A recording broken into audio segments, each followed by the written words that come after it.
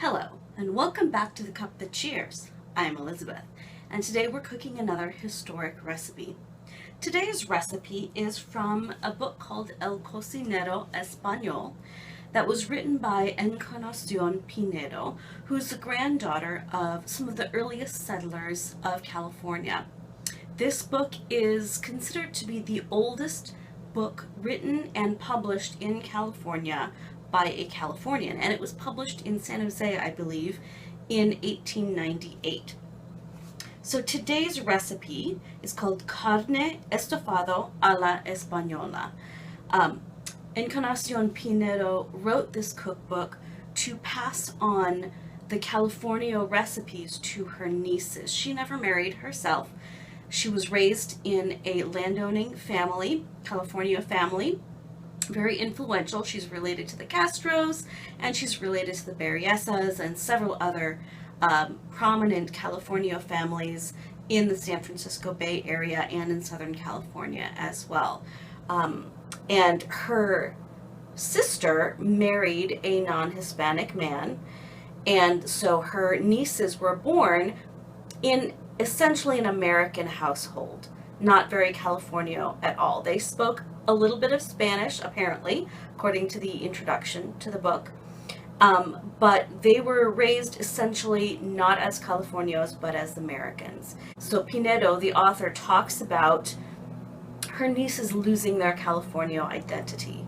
One of them in particular had, at the time that the book was published, grown up and married a non-Californio man, married an Englishman or an American.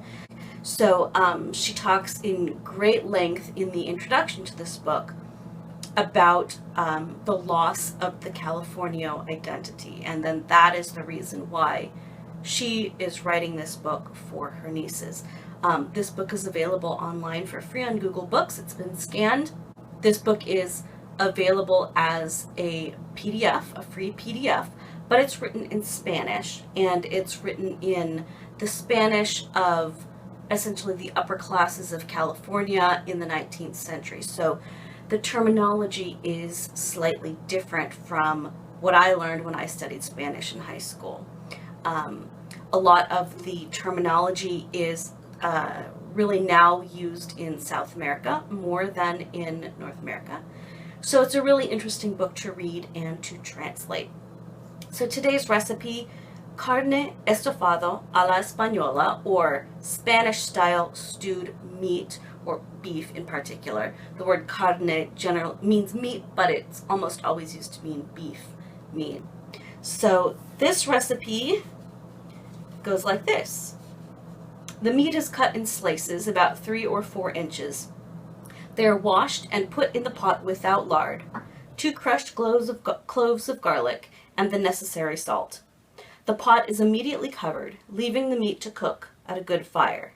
When the meat is half cooked, 2 tomatoes are added, 2 or 3 chilies without seeds, and 2 onions, all cut in little squares.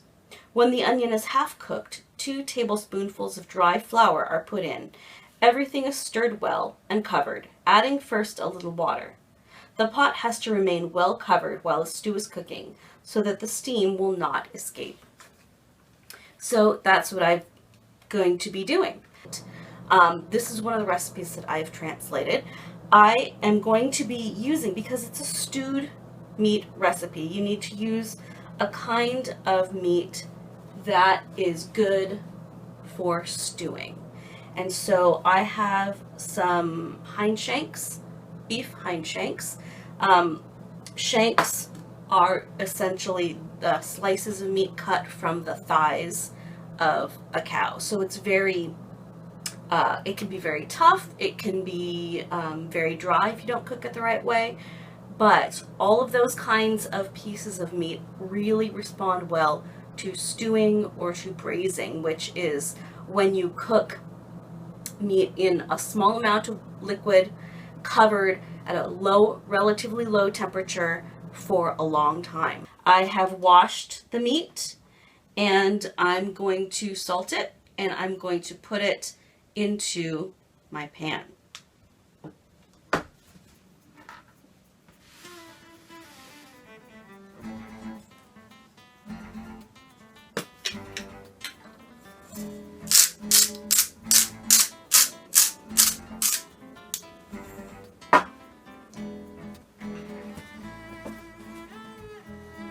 Okay, so here I am putting the meat into the pot.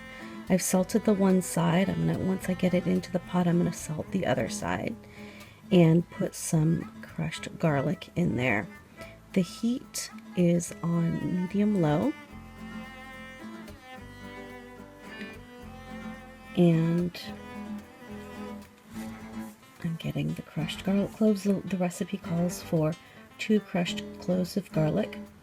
I'm actually using 3 after I put the salt in, because one of the cloves of garlic was kind of small and I like garlic. So once that's in, I'm going to cover the pan and let it cook for probably about a half an hour, until the meat is half cooked according to the recipe. And meanwhile, I'm going to be chopping the vegetables. Well, this is only a few minutes later, and I had uncovered the pot because the meat started to look and smell like it was starting to burn. So I decided to add the vegetables early. I added 2 small tomatoes chopped, about 3/4 of a white onion chopped, and 1 small red chili. This is after half an hour of cooking. I'm going to stir it and add the 2 tablespoonfuls of dry flour and about a cup of water. I think actually that cup of water is too much, but we'll see. The pot has to be covered again. It will be cooked for another half an hour.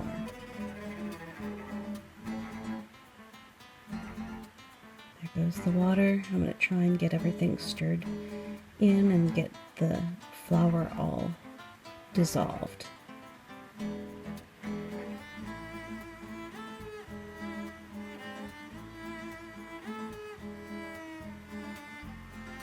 Okay, it's going to cook for at least another half an hour. So now it's been a half an hour, and I'm going to check the texture of the meat by poking it with a knife and seeing how easily the knife goes in and comes out. It's not quite as tender as I would like it to be, so I think I'm going to actually cover it and let it cook for another half an hour and then eat it. Then it should be falling off the bones.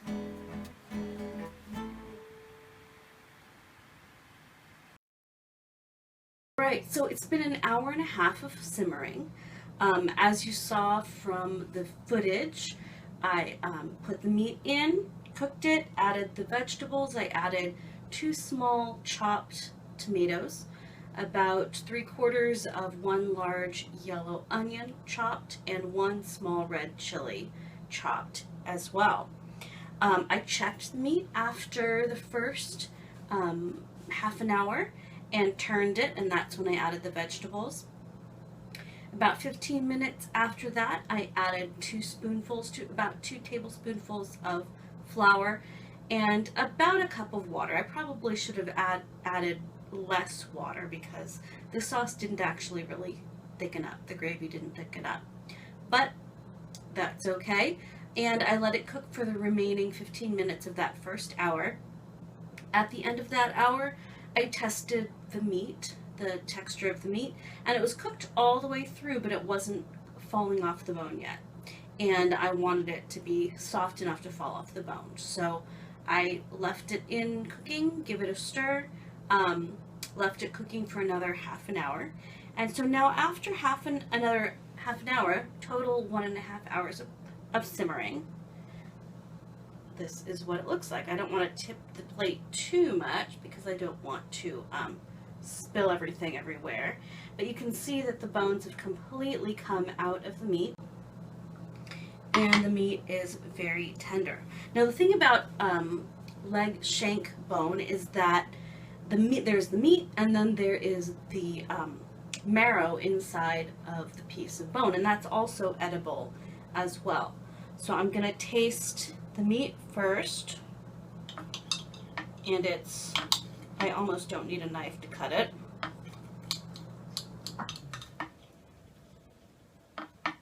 The gravy is not very thick. It's still pretty brothy.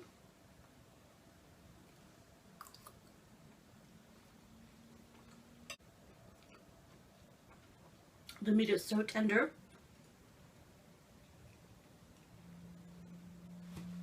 The meat is really tender and rich.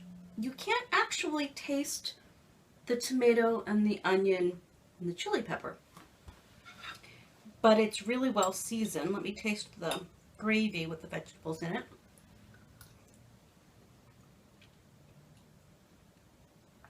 The gravy is really good too.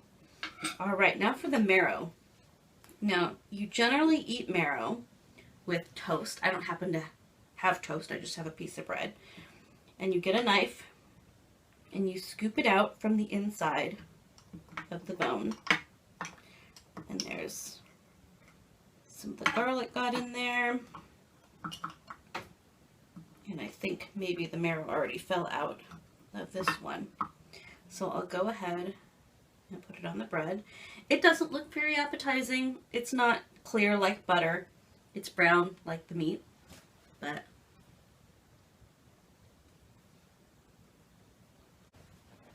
that's pretty darn tasty too. I will say, when you're stewing this recipe, it's different from other recipes for stews that I've made or braised meat that I've made, because you don't put any liquid in at the beginning. So you really need to keep the heat very low on your pot. In the recipe, it says the pot is immediately covered, leaving the meat to cook at a good fire. I took that to mean that the heat was about medium-low level, and I think that was too high. After about half an hour, the meat started smelling burnt.